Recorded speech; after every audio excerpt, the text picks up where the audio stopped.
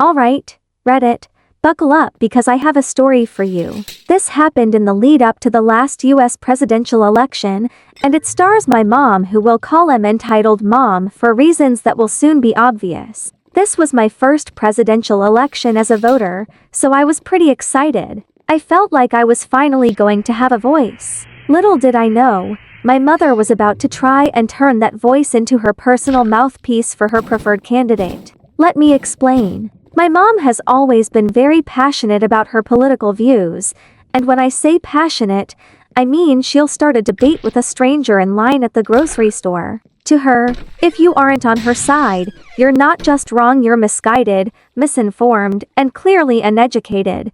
So, yeah, she can be a lot. A little background on me, I'm not as extreme as she is. I stay informed, do my research, and then try to make up my mind without the noise of other people telling me what to think. But my mom sees politics as a sort of team sport, and she absolutely believes we're supposed to be on the same team. This all started about a month before Election Day, when I made the grave mistake of telling her that I hadn't fully made up my mind yet.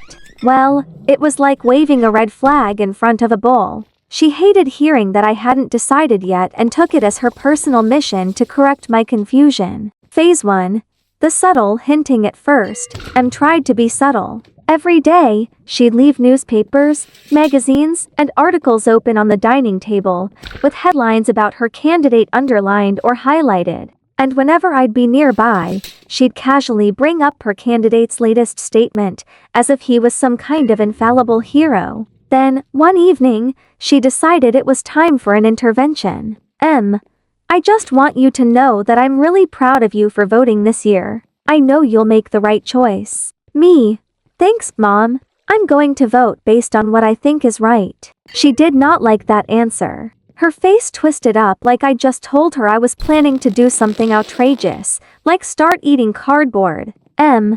You're old enough now to understand the impact of your decisions. You know, this is a really important election. It could shape our country's future. She said this with the kind of seriousness you'd expect if we were discussing the end of the world. I nodded along, but the vibe was weird, like she was preparing me for some kind of political brainwashing ritual. I told her I was planning to do my research, weigh my options, and make my decision on Election Day. Well, let's just say that was not the answer she wanted. Phase 2.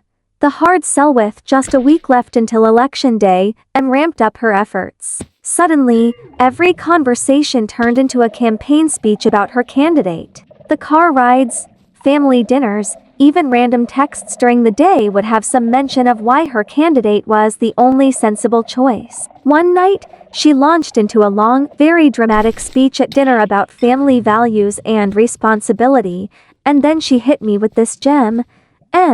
I just think it's important for young people to listen to those who have more experience in these things. Oh, she was definitely implying that her experience meant she knew better than I did. I played along, nodding and eating my dinner, figuring she'd drop it eventually. Nope. Instead, she took it up another level. The next morning, I woke up to find an envelope on my nightstand. Inside was a $100 gift card to Target and a handwritten note that said, "For making the right choice." Me thinking, are you kidding me? Is my mom actually trying to bribe me? When I confronted her about it, she laughed and said, "It's not a bribe. It's a thank you in advance for doing the right thing." Like, what? Who does that? The day before the election, things get serious. Now we're at the day before Election Day, and I was ready to finally escape all the political pressure and just cast my vote. But wasn't done yet. As I'm getting ready to leave for work that morning, she corners me in the kitchen.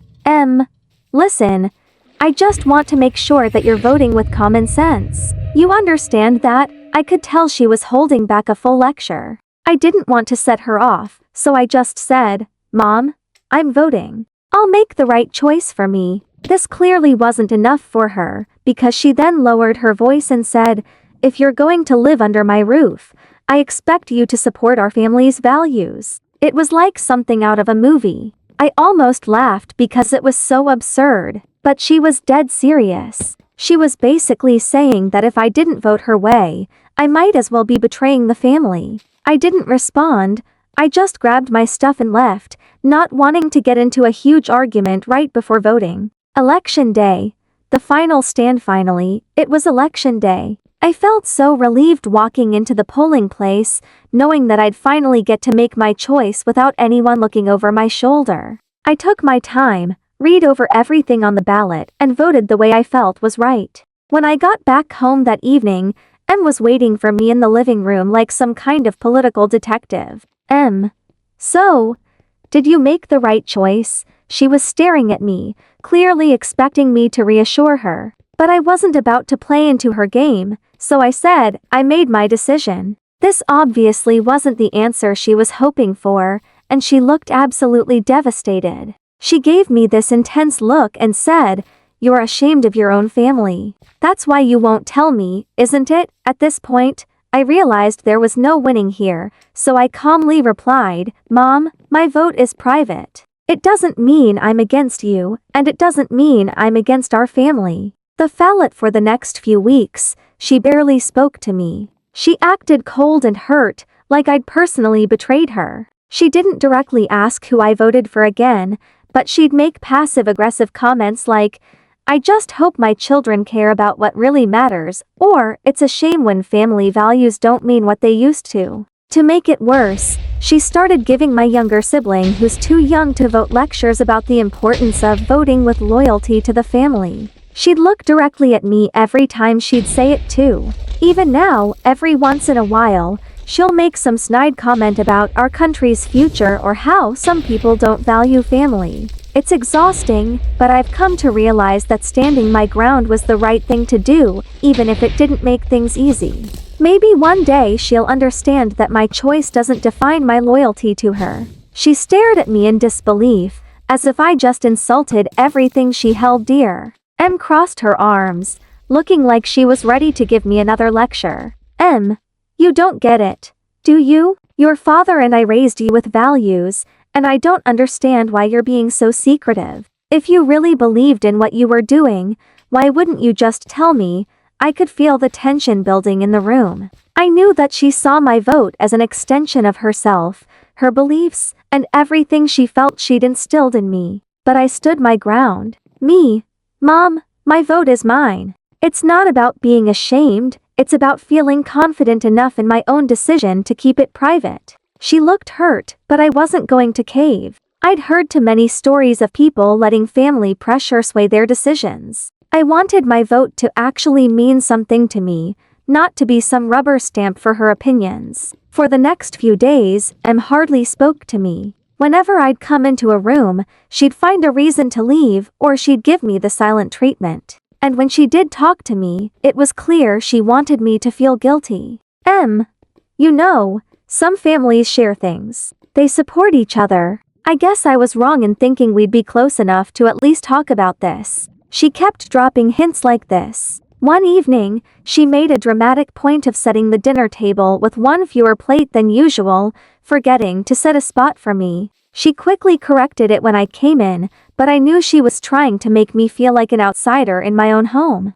As if that wasn't enough, she started making comments to family friends about how young people these days have lost their way. It was her subtle way of shaming me without ever saying anything outright. She was clearly trying to make sure I felt like I'd let everyone down. Then came Thanksgiving. We were at the dinner table, surrounded by aunts, uncles, cousins, pretty much everyone in the family. And, of course, Em couldn't resist. I just wish that some people could remember what's really important. Like family values and loyalty." She shot me a look, and I could feel everyone's eyes on me, but I wasn't going to let her bait me into a confrontation in front of the whole family. Aunt Linda, who's always been the most level-headed of the bunch, noticed and said, "Come on, let's enjoy Thanksgiving and not make this about politics, all right?" But Em wasn't done. After dinner, she pulled me aside and asked me, point blank, why I wouldn't just tell her who I voted for.